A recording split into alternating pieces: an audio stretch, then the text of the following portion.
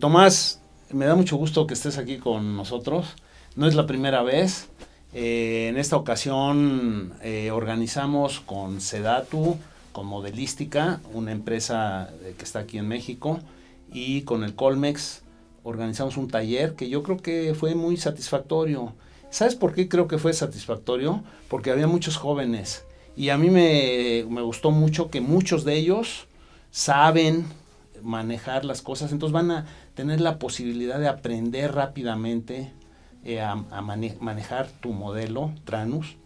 Y en ese sentido estuvo muy bien. Ya vamos a hacer más de esas. Ciertamente, claro. Bueno, muchas gracias, ¿no?, por estar aquí. No, bueno, a mí me gustaría, yo te voy a hacer 2 o 3 preguntas. La primera es, ¿qué es ese modelo? Porque en efecto tiene ciertas ventajas sobre otros modelos que se aproximan a manejar información sobre la ciudad.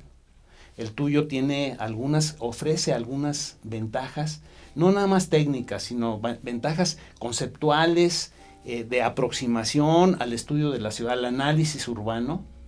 Pero antes me gustaría que nos dijeras qué haces. Yo conozco tengo el gusto de conocerte desde hace muchos años y sé que has estado en Cambridge. Fíjate que la primera cosa que hice cuando estuve en Inglaterra fue ir a Cambridge a un taller que organizó Britton Harris. 1970 y tantos. Exacto, claro. ¿Verdad? Más o menos en esa época yo estaba allá, claro, al principio de los 70. Claro, y a mí me hospedaron en un dormitorio, no de los viejos, así, en uno más o menos nuevo. Yeah. Y conocí a Marcial Echenique y a varios del centro donde tú has trabajado. Exacto. ¿Por qué no nos dices? Bueno, sí, yo estuve en los años 70 en la Universidad de Cambridge, como tú señalabas, en el Martin Center. Primero se llamaba Land Use and Built Form Studies, pero ahora se llama Martin Center. Y yo creo que esa época, esa década de los 70 fue muy importante, y desde el punto de vista académico, teórico, no solo ahí en Inglaterra, sino también pues los norteamericanos estaban haciendo lo suyo y había mucha interacción, y los latinoamericanos estábamos metidos ahí también, por supuesto. Y Marcial Echenique, que tú lo mencionaste, bueno, estaba yo, había varios de América Latina, varios de Venezuela, y entonces la discusión era muy importante. Y yo creo que los fundamentos teóricos se generaron en ese momento.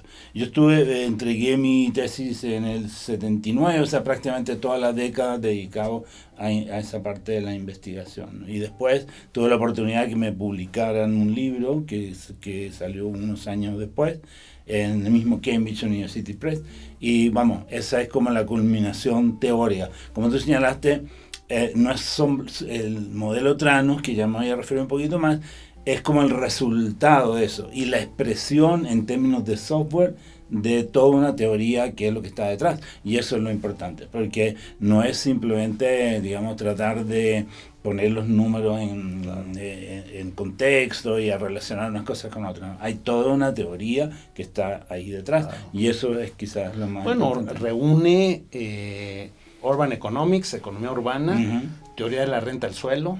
Correcto. Y te voy a decir, John Kane en Estados Unidos, más o menos en esa época, tiene papers, tiene productos clásicos, ¿no? Son referentes clásicos. Ahí salieron todos. Y toda la gente que trabaja y estudia en todos los cursos, lo más nuevo que quieras, incluso Gleiser y todos estos economistas urbanos o que pretenden ser economistas urbanos, por supuesto, tú ves la bibliografía y ahí están todos los papers que estás mencionando de esa época. Sí, claro. Se formó ahí la teoría. Sí, y además que hay una especie de ruptura respecto a la escuela de los 60, de la microeconomía espacial, y entonces estamos generando una nueva economía. Y yo creo que con el tiempo ya podemos decir que tenemos una nueva rama de la economía espacial que estamos llamando economía espacial discreta, como sería Discrete Spatial Economics.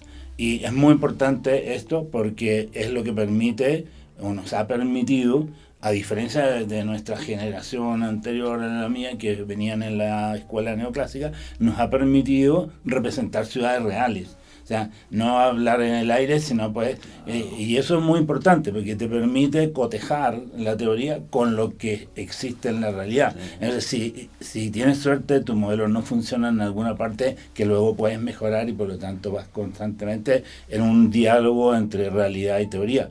Y eso, tú sabes, yo me he pasado 40 años en ese plan de estar trabajando en la parte académica, por un lado la investigación, desarrollando teorías, desarrollando métodos, pero también aplicándolos en la práctica. Claro. Entonces esa combinación, pues, como que ha Oye, funcionado es bien. interesante lo que dices porque quizá la generación inmediata anterior, estoy pensando en William Alonso, en donde se generaban los gradientes continuos, Exacto. el espacio continuo, y también Clark en la parte de las densidades, ¿no? Un poquito antes que William Alonso, ¿no? Sí, sí. Y Moot y todos esos grandes antecedentes, ¿no? Exacto, son antecedentes teóricos muy importantes, pero que tú mencionas a Alonso, que quizá representa la culminación de la escuela neoclásica. Exacto. De economía espacial. Pero el modelo de Alonso, brillante, muy bueno y tal, pero nunca lo pudieron aplicar en la realidad. En cambio, allá nosotros con este otro enfoque discreto, con matemáticas más discretas, que tú lo puedes aplicar en computadores y transformar en modelos matemáticos, nos ha permitido aplicarlo a cientos de ciudades en todo el mundo. Y entonces creo que hemos avanzado mucho en esa parte. Entonces, lo que tú dices, Tranus, ¿qué es lo que es? Es la expresión del software, en software, en lenguaje de software, de una teoría. Y con la posibilidad de aplicarlo a casos concretos, hacer análisis de situaciones reales, preocupaciones reales que tenemos en este momento, y por lo tanto proponer políticas urbanas y estas cosas, ¿no? Que son importantes. Sí, fíjate, un aspecto que es muy importante es, todo mundo habla de la relación entre transporte y uso del suelo, pero son dos modelos, son dos líneas. Aquí tengo mi modelo y hago mis cosas de uso del suelo, y aquí hago mis cosas de transporte, y las preguntas de las relaciones entre uno y otro se contestan, si entiendo bien, en tu modelo. Correcto, claro. Siempre, como digo, llevo 40 años más o menos en este argumento, que tú no puedes tratar la parte de localización de actividades, que la parte espacial de los mercados inmobiliarios y todo eso, por separado respecto al sistema de transporte. De hecho, mi tesis en Cambridge fue integración entre uso del suelo y transporte. Tranus se llama así porque es transporte y uso del suelo. O sea, siempre esta idea de digamos, trabajar todo de manera conjunta. Y por muchos años esto, digamos, no ha tenido mucha trascendencia, pero últimamente sí. Últimamente está surgiendo toda una nueva política urbana en todos lados. En América Latina, en Estados Unidos, en Europa, todos están hablando de algunas palabras claves, que los smart cities, que los transit oriented development, y que sé qué. Pero en realidad el concepto principal, el que se está trabajando más bien en América Latina, de planificación integral entre usos del suelo y transporte. Y por lo tanto se han estado descubriendo este modelo que tenemos desarrollado por muchos años y se ha estado aplicando felizmente. Bueno, tiene una ventaja también que tú ofreces, y es que es abierto. O sí, sea, hay acceso libre al modelo. Sí, sí, por supuesto. O sea, todo mundo puede entrarle y puede utilizarlo. Claro. Esa es una ventaja adicional. Sí, que te mete a una situación como más contemporánea, más actual, ¿no? Exacto, porque el software libre es otro movimiento que ha estado surgiendo con bastante fuerza y tiene su muy buena razón de ser. A nosotros por lo menos nos ha dado muy buenos resultados, en el sentido que mucha gente puede colaborar y contribuir a este tipo de herramientas analíticas que son útiles para todos. Y también toda la academia, que los estudiantes pueden usar el software, y también todas son contribuciones. Fíjate, decimos, ¿qué pasa si? Y entonces tengo mi modelo para responder de manera cuantitativa, de manera ordenada y sistemática a una pregunta de ¿qué pasa si? ¿Qué pasa si actúo de esta manera? ¿Qué pasa si muevo esto? ¿Qué pasa si cambio esto? Cualquier cosa. O sea, exacto, claro. Es interminable las preguntas posibles que tienen respuesta posible a partir, digamos, de construir y operar el modelo. Exacto, yo lo veo como una actividad permanente en realidad, un poco rompiendo con ese esquema de que tú hacías un estudio, un plan y ya. No, que esta tiene que ser una herramienta que esté en permanente utilización y por lo tanto, como dices tú, siempre probando, examinando, analizando. Oye, estoy tentado a referirme a los planificadores o a las autoridades de las que aquí no hay autoridades de las ciudades, o sea, nadie se va a sentir mal. Aquí hay autoridades municipales, ¿me entiendes? Uh-huh. Pero alguien decía, no te voy a decir quién, pero alguien decía que eran trogloditas. Y eran trogloditas, y el sentido de que eran trogloditas es porque no es permanente el asunto, no es permanente, no es un procedimiento normal, no es una cultura de planning, de planificación, de tomar decisiones. Necesita haber una cultura para poder tener en la mesa el modelo y poder hacerle preguntas y poder decir cuál es el impacto que tiene cualquier decisión que se tome, exógena, endógena, donde sea. Exacto. Ese es básico. ¿Por qué no nos dinos qué hacemos con tu modelo? A ver, sí, bueno, por su carácter de integración entre las políticas de desarrollo urbano y las políticas de transporte, permite analizar qué pasa si actúa en uno o qué pasa si actúa en el otro o en ambos simultáneamente, o cuál sería una política combinada de usos del suelo y transporte que sería la más exitosa. Ese es el tipo de análisis que estaba, mandado a hacer para este software. Eso es lo que estamos haciendo. ¿Dónde está el análisis cuando el gobierno de la Ciudad de México nos ofrece crear espacios públicos en Chapultepec? ¿Dónde está el qué pasa si? Exacto. No está. La parte urbana de urbanismo, los urbanistas estaban quedando un poco más atrás que la gente de transporte.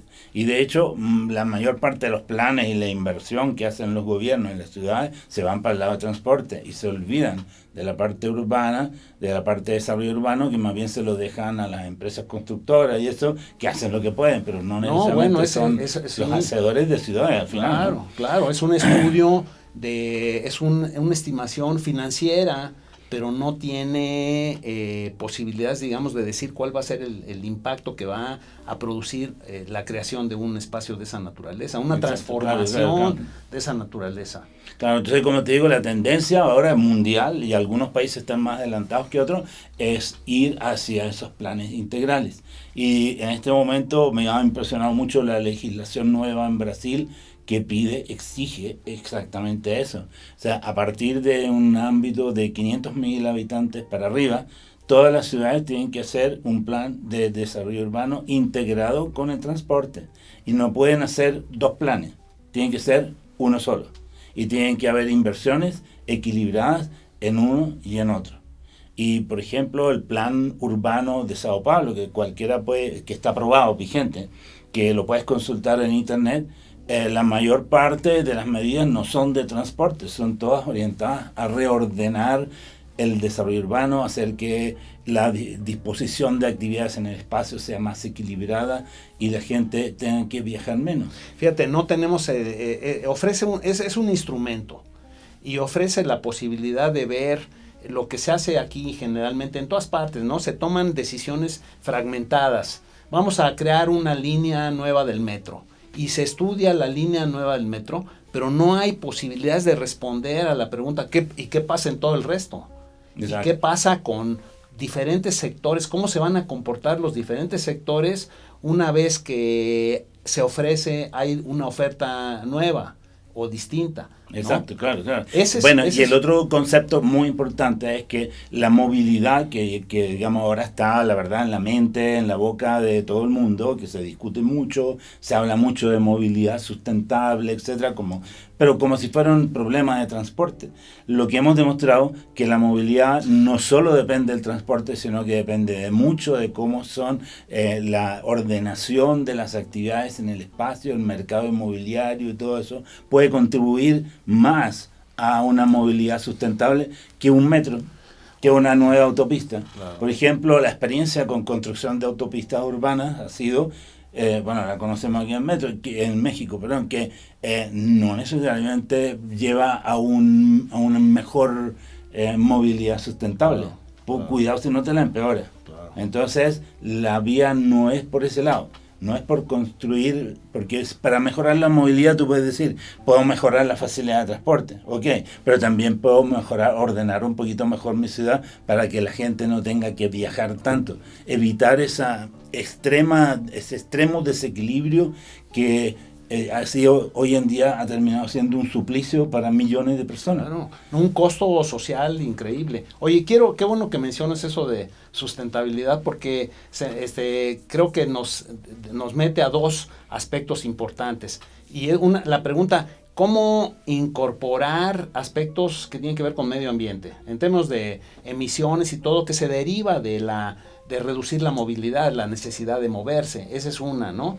Y la otra, que generalmente cuando hablas de modelos urbanos, hablas de economía urbana, se piensa que todo es muy técnico, que todo es muy cuantitativo, y no, atrás de todo lo que tú estás diciendo hay aspectos subjetivos, cualitativos, muy importantes que están a veces implícitos, pero creo que se pueden explicitar, porque además tus modelos y tu formulación matemática permite meterse a usar variables de otra naturaleza, no continuas, como tú dices, y puedes introducir variables o dimensiones que tienen que ver con aspectos incluso psicológicos y culturales de las poblaciones. Sí, ciertamente, y además que, digamos, este tipo de herramientas la hemos llevado al punto de desarrollo suficiente como para poder hacer el análisis cuantitativo de las emisiones, de los efectos ambientales que tiene, incluso sobre el comportamiento de las personas, y podemos interpretar por qué la gente tiene el comportamiento que tiene, porque ya lo entendemos, ¿no? O sea, ya tenemos suficientemente desarrollado este tipo de modelos como para decir, esta ciudad se está trabajando así, y una de las políticas es cambiar ese comportamiento, hacer que mejore, que sea más positivo y tal, ¿no? Y la otra cosa que nos ha beneficiado mucho en esta especie de cambio importante que ha habido en la forma de hacer urbanismo, esto que recién estábamos llamando, ¿no?, el urbanismo científico del siglo XXI, que el nombre parece pomposo, pero no lo es tanto, es bastante real.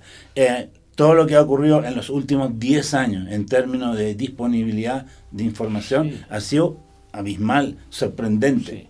Y, digamos, la capacidad que tenemos ahora de manejar información no tiene nada que ver, pero hace solo 10 años. O sea, 10 años, los primeros trabajos que hicimos aquí en México, teníamos mucho menos información de lo que tenemos ahora.